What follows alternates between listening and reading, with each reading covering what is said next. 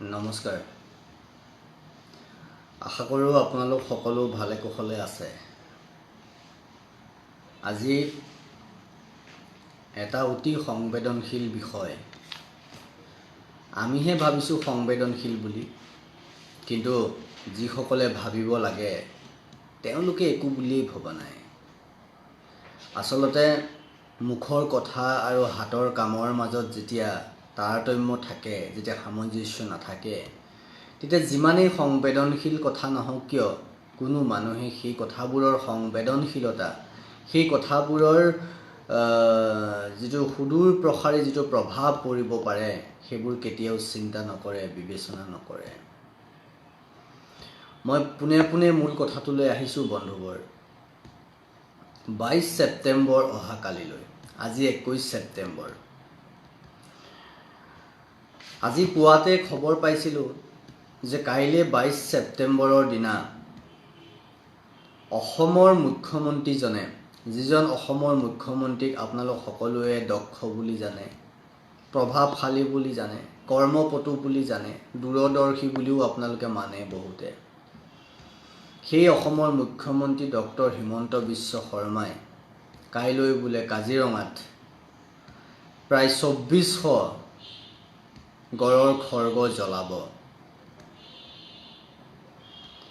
অসমৰ মুখ্যমন্ত্ৰীজনক তেওঁৰ মুখ্যমন্ত্ৰী হোৱাৰ পিছত বা অসমৰ ইতিহাসত পোনপ্ৰথমবাৰৰ বাবে গড়ৰ খৰ্গ জ্বলোৱাৰ দৰে এই ধৰণৰ আঁচনি লোৱাৰ বাবে মই তেখেতক আন্তৰিকতাৰে ধন্যবাদ নিদিয়াকৈ থাকিব নোৱাৰিলোঁ।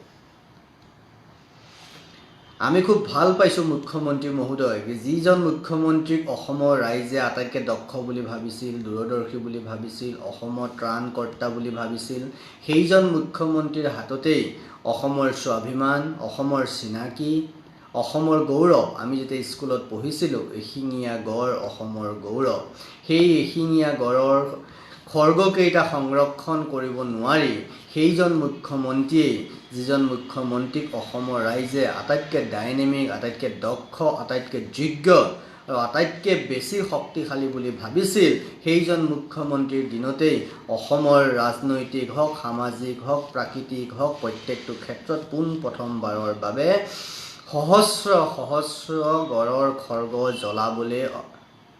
জ্বলোৱাৰ আয়োজন কৰা হৈছে, খৰ্গ জ্বলোৱাৰ উৎসৱ পতা হৈছে। তাৰ কাৰণে মুখ্যমন্ত্ৰীজনক অভিনন্দন নিদিয়াকৈ মই থাকিব নোৱাৰিলোঁ। মই এই ধৰণে তেওঁক অভিনন্দন জনোৱাৰ কাৰণে হয়তো বহুতে মোক বেয়া পাবও পাৰে, কিন্তু অভিভাৱক ন আজি বন বিভাগৰ দুৰ্বলতা হওক, অন্য কিবা হওক, সেইবোৰ বাদ দিয়ক।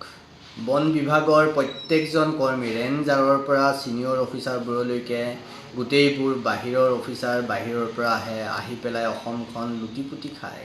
সেই কথাটো আপুনি মই নজনা নহয়। বালিৰ চিণ্ডিকেটৰ পৰা আৰম্ভ কৰি শিল টনালৈকে গোটেইবোৰ। অথনি মই কৈছিলোঁ সংবাদ মেলত যে লামডিঙৰ পৰা আৰম্ভ কৰক আপুনি কাৰ্বি আংলঙলৈকে, লামডিঙৰ হোজাই আৰু কাৰ্বি আংলং ডিষ্ট্ৰিক্টত যিমানবোৰ শিলৰ কুঁৱেৰী আছে, সেই শিলৰ কুঁৱেৰীবোৰৰ মালিকবোৰ কোন, বা পোনপটীয়া বা আওপকীয়াকৈ কোন জড়িত হৈ আছে। পীযুষ হাজৰিকাৰ কি সম্পৰ্ক সেই কুঁৱেৰীবোৰৰ লগত আপোনালোকে এবাৰ বিচাৰি চালেই, খবৰ ল'লেই গম পাব। মই আৰু বাকী কথাখিনি নকওঁ। তেওঁলোকৰ এই কথাবোৰৰ প্ৰতি, প্ৰকৃতিৰ প্ৰতি, এনভাইৰনমেণ্টৰ প্ৰতি, বনজ সম্পদৰ প্ৰতি কোনো ধৰণৰ আন্তৰিকতা নাই, কোনো ধৰণৰ চিন্তা নাই। কাৰ্বি ভূমিত, কাৰ্বি পাহাৰত বিভিন্ন সময়ত ৰাস্তাৰ কাষত থকা আপোনালোকে গছবোৰ দেখিছে, কিন্তু যিমানে আপুনি ভিতৰলৈ সোমাই যাব সিমানেই গছবোৰ, হাবিবোৰ, জংঘলবোৰ নাঙঠ। হাবিবোৰ নোহোৱা হ'ল, কোনে কৰিছে? সেইবোৰক লৈ পেলাই আকৌ দুৰ্নীতিমুক্ত অসম গঢ়াৰ কথা কৈছে। আজি দেখিছোঁ কিছুদিনৰ পৰা, মই গড়ৰ খৰ্গটোলৈ আহিম, কেইটামান কথা মন গৈছে, ক'বলগীয়া হৈছে কাৰণে কৈছোঁ। দেখিছোঁ দালাল ৰাজ নচলিব বুলি কৈছে, মাটিৰ দালালক ধৰিছে আৰু কিবা কিবি দালালক ধৰিছে, চাৰ্কুল অফিচাৰকো মাতি আনি মুখ্যমন্ত্ৰীয়ে দম দিছে, দালাল ৰাজ নচলিব। তেতিয়াহ'লে অন্য দলৰ বিধায়কক দাবী ধমকি দি পেলাই আঁতৰাই অনাটো দালালি নহয় জানো মুখ্যমন্ত্ৰী মহোদয়? অন্য দলৰ বিধায়কৰ লগত অংক কৰি তেওঁলোকক দলিচা পাৰি অনাটো ৰাজনৈতিক দালালি নহয় জানো? সেই ৰাজনৈতিক দালালসকলৰ বিৰুদ্ধে ব্যৱস্থা কোনে ল'ব? এই ৰাজনৈতিক কিনা বেচা অংকখনত জড়িত থকা ৰাজনৈতিক দালালবোৰৰ বিৰুদ্ধে মাত কোনে মাতিব? আপুনিতো মাটিৰ দালালৰ পৰা আৰম্ভ কৰি অন্যান্য দালালবোৰৰ কথা কৈছে। ৰাজনৈতিক দালালবোৰৰ নায়ক কোন মুখ্যমন্ত্ৰী মহোদয়? আমি নাজানো। আমি ইমান ডাঙৰ মানুহ নহয়, আমি ইমান প্ৰভাৱশালী মানুহ নহয়, আমি এইবোৰ কথা বুজিয়ে নাপাওঁ। আপোনালোকে জানে, কিন্তু আমি প্ৰশ্ন কৰিব পাৰোঁ। কাৰণ আমি যেতিয়া সভ্যতাৰ কথা কৈছোঁ, সংস্কৃতিৰ কথা কৈছোঁ, দুৰ্নীতিমুক্ত কৰাৰ কথা কৈছোঁ, দালাল ৰাজ চলিব নিদিওঁ বুলি কৈছোঁ, আপুনি কৈছে মানে আমি কোৱা বুলিয়ে ধৰিছোঁ আৰু দিয়কচোন। মুখ্যমন্ত্ৰীয়ে কৈছে মানে আমি কৈছোঁ, অসমৰ ৰাইজে কৈছে। চব ক্ষেত্ৰত দালালি বন্ধ হ'ব লাগে যদি লাগে, হ'বই লাগে। বন্ধটো চবতে হ'ব লাগে দালালি যদি হৈ আছে, য'ত হৈ আছে। আৰু যদি কৈছে চিণ্ডিকেট বন্ধ হ'ব লাগে, তেতিয়াহ'লে গৰু ছাগলীৰ পৰা আৰম্ভ কৰি গাহৰি, শিল কয়লা বালি চবৰে চিণ্ডিকেট যদি বন্ধ হ'ব লাগে, তেতিয়াহ'লে ৰাজনৈতিক ক্ষেত্ৰখনত চলি থকা ৰাজনৈতিক চিণ্ডিকেটৰো বন্ধ হ'ব লাগিব নহয়। ৰাজনৈতিক চিণ্ডিকেট জানো বন্ধ হোৱাটো আপুনি নিবিচাৰে মুখ্যমন্ত্ৰী মহোদয়? আৰু আজি অসমত ৰাজনৈতিক চিণ্ডিকেট কোনে চলাইছে? মই অসমৰ মুখ্যমন্ত্ৰী মহোদয়ক প্ৰশ্ন কৰিব খুজিছোঁ, অসমত ৰাজনৈতিক চিণ্ডিকেটৰ নায়ক কোন? অসমত ৰাজনৈতিক চিণ্ডিকেট কোনে চলাই আছে? সুধিবচোন। অসমৰ ৰাইজে প্ৰশ্নবোৰ কৰে নে নকৰে নাজানো। যিবোৰ মানুহে চিণ্ডিকেট বন্ধৰ কৰাৰ কথা কৈছে, যিবোৰ মানুহে দুৰ্নীতি হ'ব নিদিওঁ বুলি কৈছে, যিবোৰ মানুহে দালালৰ ৰাজত্ব বন্ধ কৰিম, শেষ কৰিম বুলি কৈছে, সেই মানুহবোৰে ক'ৰবাত অন্য প্ৰকাৰে দালালিয়েই কৰি আছে, অন্য প্ৰকাৰে চিণ্ডিকেটেই কৰি আছে, অন্য প্ৰকাৰে গুণ্ডাগিৰিয়েই কৰি আছে যেন আমাৰ অনুভৱ হৈছে। আপোনালোকৰ হৈছে নে নাই নাজানো। মোৰ অনুভৱখিনি মই আপোনালোকৰ আগত শ্বেয়াৰ কৰিছোঁ। কাৰণ আমি সুস্থ সবল এখন সমাজ বিচাৰোঁ। এই যে দলৰ পৰা আঁতৰাই লৈ অনা, এই গোটেই কথাটো লৈ আজিৰ সংবাদমেলত আমি কৈছোঁ যে যিসকলে নিৰ্বাচনৰ পিছত কেইটামান দিনৰ পিছতেই যিসকলে দল ত্যাগ কৰি অন্য দললৈ যায়, আজি মহামান্য উচ্চতম ন্যায়ালয়ৰ মুখ্য ন্যায়াধীশগৰাকীলৈ, যে চিফ জাষ্টিছ অফ ইণ্ডিয়ালৈ আমি পত্ৰ লিখিছোঁ এই বিষয়ে। এই গোটেই বিষয়ে আমি পত্ৰ লিখিছোঁ আৰু আমি তাতে কৈছোঁ যে যদি কোনোবাই কি কাৰণত যে যিজন মানুহক আপুনি যিকোনো এটা দলৰ পৰা নিৰ্বাচন খেলিলে, তেওঁ জিকিলে, এই যে কৈছে দুৰ্নীতি বন্ধ কৰিব লাগিব, দালাল ৰাজ বন্ধ কৰিব লাগিব, হয়নে? এই যে ৰূপজ্যোতি কুৰ্মী, সুশান্ত বুঢ়াগোহাঁই, ফণী তালুকদাৰ, AIDFৰ ভৱানীপুৰৰ বিভিন্ন সময়ত আমি বাতৰিত দেখিছোঁ ফণী তালুকদাৰ বোলাজনৰ কিমান কৰাপশ্যন আছে। বাতৰিয়ে কৈছে ফণী তালুকদাৰৰ এগেইনষ্টে কিমান কেছ আছে। তাৰপিছতো কিবাটো অংক হৈছে, নহ'লেনো তেওঁ আহেনে? কাৰণ তেওঁ MLA যিহেতু হৈছিলেই, ৰাইজৰ যদি কামেই কৰিব লাগে, তুমি MLAটো হ'লাই, ৰাইজে তোমাক MLA পাতিলেই, বিধায়ক তুমি হ'লাই, কাম কৰা, বেলেগ এটা দললৈ কিয় আহিব লাগে? মানে ক'ৰবাত কিবাটো দালালি হৈছে নহয়, কিবাটো অংক হৈছে। দালালি মানেনো কি? অংক। যদি আজি মাটিৰ দালাল থাকিব নোৱাৰে, ধৰিব খুজিছে, অসম আৰক্ষীয়ে যদি মাটিৰ দালালক, চাকৰিৰ দালালক, কিবা দালালক ধৰিছে, ৰাজনীতিক লৈ দালালি কৰাসকলক অসম আৰক্ষীয়ে ধৰিবলৈ সাহ কৰিবনে? মুখ্যমন্ত্ৰী মহোদয়ে নিজে ধৰাব পাৰিবনে ৰাজনৈতিক দালালসকলক? মই সেই প্ৰশ্নটো মুখ্যমন্ত্ৰী ডাঙৰীয়ালৈ এৰিছোঁ। তাৰ মাজতে মই গড়ৰ খৰ্গ বিষয়টোলৈ পুনৰবাৰ আহিব খুজিছোঁ এইকাৰণেই যে কাইলৈ আপোনালোকে যি গড়ৰ খৰ্গ জ্বলোৱাৰ উৎসৱ পাতিব খুজিছে, সেই দিনটো অসমৰ জাতীয় জীৱনৰ কাৰণে আটাইতকৈ ভয়ানক দিন হ'ব বুলি মই কৈছোঁ।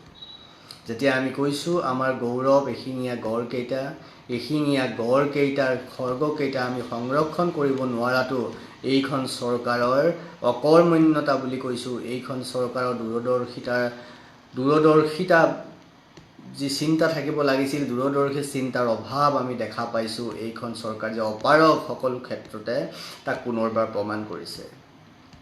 ফৰেষ্ট বিষয়াসকল, ফৰেষ্ট বন বিভাগটো যে আজিৰ তাৰিখত প্ৰয়োজনত নথকাই ভাল আচলতে।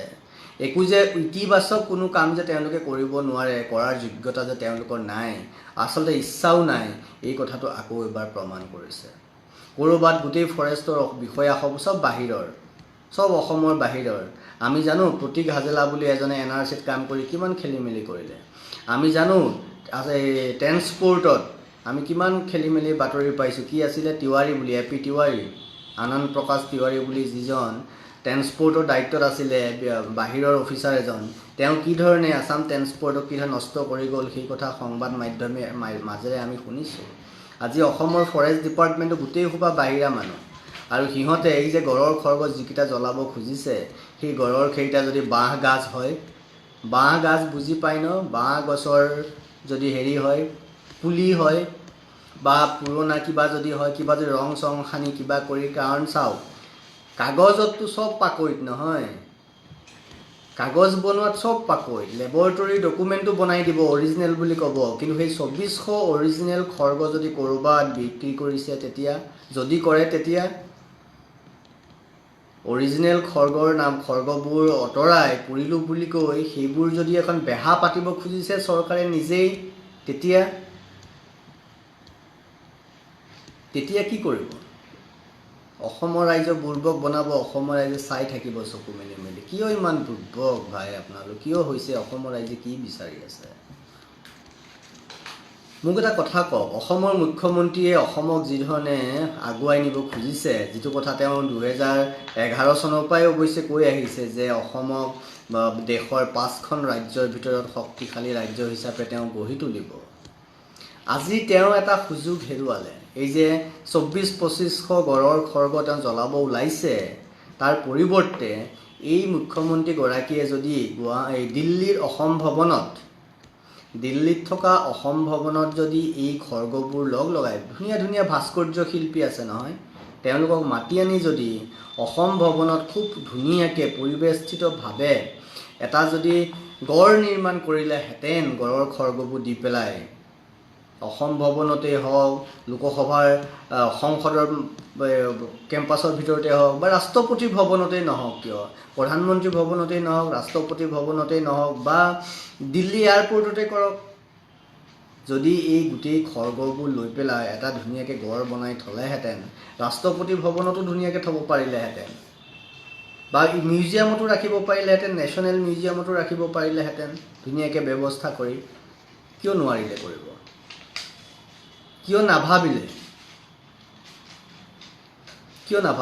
জ্বলাই দি নষ্ট কৰাতকৈ, মুখ্যমন্ত্ৰী মহোদয় খৰ্গকেইটা জ্বলাই দি নষ্ট কৰাতকৈ সেই ধৰণে যদি চিন্তা কৰিলেহেঁতেন, দিল্লী এয়াৰপৰ্টতে হওক, মুম্বাই এয়াৰপৰ্টতে হওক, বা ৰাষ্ট্ৰপতি ভৱনতেই হওক, বা কোনোবা মিউজিয়ামতে হওক, লাগিলে গুৱাহাটী অসম মিউজিয়ামতেই ৰাখক, ৰাজ্যিক মিউজিয়ামত, সেইটোও যদি কৰিলেহেঁতেন, গড়ৰ ৰূপত গড় এটা সাজি পেলাই খৰ্গবোৰ দি যদি সাজিলেহেঁতেন, বিশ্বৰ মানুহে দেখিলেহেঁতেন, অসমখনক ভাৰতৰ আগত অন্য ৰূপত তুলি ধৰিব পৰা গ'লহেঁতেন যে অসমৰ কিমানবোৰ গড় প্ৰাকৃতিকভাৱে, মইতো বাকী কথা নকওঁৱে, প্ৰাকৃতিকভাৱে মৃত হোৱা গড়ৰ খৰ্গবোৰ দি অসম চৰকাৰে অসম ভৱনত বা ৰাষ্ট্ৰপতি ভৱনত বা লোকসভাৰ সংসদত বা লালকিল্লা বা ক'ৰবাত, দিল্লী এয়াৰপৰ্টত বা গুৱাহাটী এয়াৰপৰ্টত বা ক'ৰবাত এটা গড় বনাইছে খুব ধুনীয়াকৈ, সেইটো চাবলৈ মানুহ দৌৰি আহিলেহেঁতেন, চবেই চালেহেঁতেন, অসমৰ লোকচান হ'লহেঁতেন জানো? কওকচোন। অসমক যদি আপুনি ব্ৰেণ্ড কৰিবই খুজিছে, দেশৰ ভিতৰত এখন জাকত জিলিকা ৰাজ্য বনাবই খুজিছে, এনেকুৱা ধৰণৰ যদি কাম এটা কৰিলেহেঁতেন, তেতিয়াহ'লে নিশ্চয় আপোনালোকৰ লোকচান নহ'লহেঁতেন, নিশ্চয় অসমৰ লোকচান নহ'লহেঁতেন। তদুপৰি ইমানবোৰ ইউনিভাৰ্চিটি কলেজ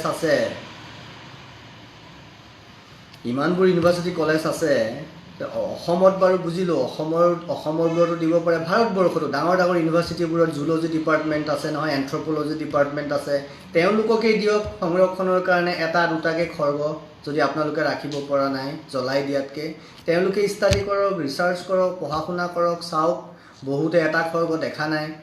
যদি মেডিকেল কলেজ এখনত এডুকেশ্যন পাৰপাছত যদি মানুহৰ স্কেলেটন এটা স্কেলেটন এটা ৰাখিব পৰা যায়, ৰখাটো বৈধ, তেতিয়াহ'লে এডুকেশ্যন পাৰপাছত, ৰিচাৰ্চ পাৰপাছত এই গড়ৰ খৰ্গবোৰ অসমৰ লগতে ভাৰতৰ বিভিন্ন এডুকেশ্যন ইনষ্টিটিউটবোৰত জুলজি, এন্থ্ৰপ'লজি, জিঅ'গ্ৰাফী, অন্য বা বায়'টেকনলজি বা য'তে নহওক, এনেকুৱা কিবা ডিপাৰ্টমেণ্টবোৰত এটা দুটাকৈ দিও সংৰক্ষণ কৰিব পাৰিলেহেঁতেন, ৰিচাৰ্চো হ'লহেঁতেন তাৰ ওপৰত। কিয় ভবা নহ'ল এই কথাবোৰ? কিয় নাভাবিলে? কিয় জ্বলাব লগা হৈছে? নে 24-2500 খৰ্গ জ্বলোৱাৰ নামত আপোনালোকে কলা বেপাৰ কৰিব খুজিছে নেকি? কি সাহসত আপোনালোকে এই চিন্তা কৰিব পাৰিলে যে অসমৰ গড়ৰ খৰ্গকে জ্বলাই পেলাব আপোনালোকে? কোনে দিলে এই চিন্তা আপোনালোকৰ মনত? তাতকৈ অসমখনকে জ্বলাই পেলাওক। কাজিৰঙা অসমৰ বিশ্বৰ ভিতৰত কাজিৰঙা এশিঙীয়া গড় কেৱল অসমতে পায়। তাকো আপোনালোকে সেই গৌৰৱ, সেই চিনাকি, সেই স্বাভিমান আমাৰ আৰু অসমৰ দক্ষ প্ৰভাৱশালী আটাইতকৈ জ্যেষ্ঠ যোগ্য বোলে মুখ্যমন্ত্ৰী তেওঁ জ্বলাই পেলাব খুজিছে।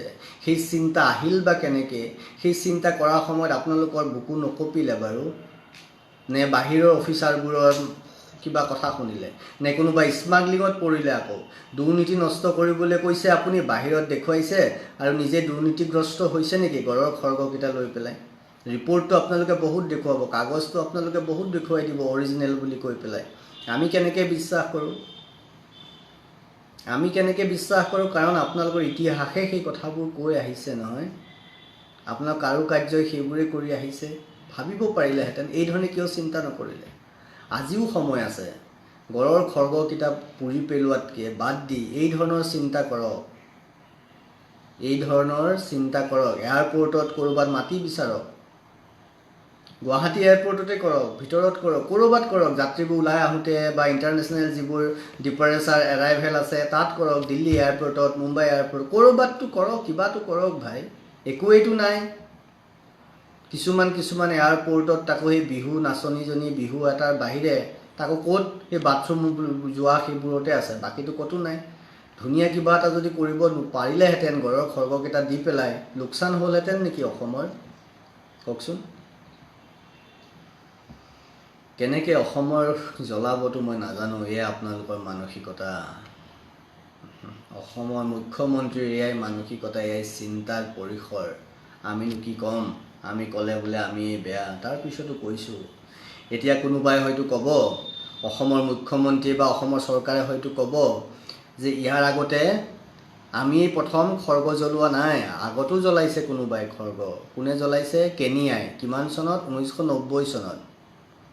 1990 চনত কেনিয়াই জ্বলাইছিল। আফ্ৰিকা 2টা খৰ্গ থকা গড়, তেওঁলোকে প্ৰায় 240টামান খৰ্গ তেওঁলোকে জ্বলাইছিল, হয়নে? তাৰপিছত চেজ ৰিপাব্লিকে জ্বলাইছে। 2014ৰ পৰা 2019লৈকে চেজ ৰিপাব্লিকে জ্বলাইছে কেইটামান খৰ্গ। তাৰমানে খৰ্গ জ্বলোৱা মডেলটোত আমি কেনিয়াক ফ'ল' কৰিম নেকি? কেনিয়াৰ দৰে এখন দেশক অসমৰ দৰে সাংস্কৃতিক, প্ৰাকৃতিক, স্বাভিমানী, স্বকীয়তা থকা, বিশেষ বৈশিষ্ট্য থকা এখন ৰাজ্যই, তাকো ভাৰতে ফ'ল' কৰিব নেকি কেনিয়াৰ নিচিনা? কেনিয়াৰ মডেল ফ'ল' কৰিম নেকি আমি? আমাৰ ইমান বেয়া দিন পৰিছে নেকি ভাই? কেনিয়াৰ মডেল ফ'ল' কৰিব লাগিব আমি? চেজ ৰিপাব্লিকৰ মডেল ফ'ল' কৰিব লাগিব? আমাৰ নিজা মডেল নাই, আমি নিজা মডেল থিয় কৰাব নোৱাৰোঁ? সিমানখিনি মগজু আমাৰ নাই নেকি? কেনেকৈ থাকিব কওকচোন? কেৱল পেট পৰিয়াল পালেং, সোঁহাতে বাওঁহাতে সকলোতে কেৱল টকা আৰু টকাৰ বাহিৰে একো চিনি নাপায়। কৈছোঁ নহয়, বেয়ানো কিমান কৈ থাকিম আপোনালোকক। যিবোৰ মানুহে নষ্ট কৰিলে অসমখন, সেইবোৰ মানুহে আজি এইখন চৰকাৰৰ হৰ্তাকৰ্তা বিধাতা যেতিয়া হৈছে, তেতিয়া আৰু অসমত এই ধৰণৰ কথাবোৰ নোহোৱাকৈ থাকিব পাৰেনে? এই ধৰণৰ ঘটনা নহৈ থাকিব পাৰেনে? কৈছোঁ নহয়, কাইলৈ যদি গড়ৰ খৰ্গ জ্বলে, অসমৰ মুখ্যমন্ত্ৰী হিমন্ত বিশ্ব শৰ্মা ডাঙৰীয়াৰ হাতেৰেই অসমৰ স্বাভিমান জ্বলিব। অসমৰ মুখ্যমন্ত্ৰী হিমন্ত বিশ্ব শৰ্মাৰ হাতেৰেই অসমৰ গৌৰৱ জ্বলিব। অসমৰ মুখ্যমন্ত্ৰী হিমন্ত বিশ্ব শৰ্মাৰ হাতেৰেই অসমৰ চিনাকি জ্বলিব আৰু অসমৰ ৰাইজে তাকে চাই হাত চাপৰি বজাব আৰু অসমৰ মুখ্যমন্ত্ৰী জিন্দাবাদ ধ্বনি দিব। আমিবোৰেও চাই জিন্দাবাদ ধ্বনি দিম। সেইকাৰণে মই মুখ্যমন্ত্ৰীজনক আগতীয়াকৈ অভিনন্দন জনাইছোঁ। আপোনালোকে ভাবক, আপোনালোকে কৰক যি কৰিব লগা আছে। সেইকাৰণে যি হ'ব হৈ থাকিব বুলি যদি আপোনালোকে ধৰি লৈছে, তো আপোনালোকে ধৰাটো ধৰি থাকক। যিদিনা নোহোৱা হ'ব সেইদিনা বুজিব। অৱশ্যে আপোনালোকেনো কি যায়, কৈছোৱে নহয় বাৰে বাৰে, পেট পালেং আৰু পৰিয়াল, তাৰ বাহিৰে না আপোনালোকে কিবা ভাবিব পাৰে, না আপোনালোকে ভাবিব পৰা মানসিকতা আছে, না আপোনালোকৰ ভাবিব পৰা তেনেকুৱা কিবা পৰিৱেশ আছে, না আপোনালোকৰ তেনেকুৱা পৰিয়ালৰ কিবা বেকগ্ৰাউণ্ড আছে। এই মানুহবোৰৰ না তেনেকুৱা কথা চিন্তা কৰিব পৰা বেকগ্ৰাউণ্ড আছে। মুখেৰে ডাঙৰ ডাঙৰ কথা ক'ব পাৰে, কিন্তু হাতে কামে কৰিব একো নোৱাৰে, হয়নে? কেৱল নিজকে মহান সজাব পাৰে খালি। আপোনালোক মহান হৈ থাকক। অসমৰ ৰাইজে আপোনালোকক দেখি আছে। অসমৰ ৰাইজে যেতিয়ালৈকে হাতৰ পুতলা হৈ থাকিব খুজিছে, যে হাতৰ পুতলা হৈ থাকক অসমৰ ৰাইজ। মোৰনো কি যায়, আমি কথাবোৰ কৈছোঁ আৰু কৈ যাম। ভাল লাগিলে শুনিব, বেয়া লাগিলে দলিয়াই পেলাব, নুশুনিব। আজিলৈ এৰিছোঁ, আপোনালোকৰ পৰা বিদায় লৈছোঁ। নমস্কাৰ।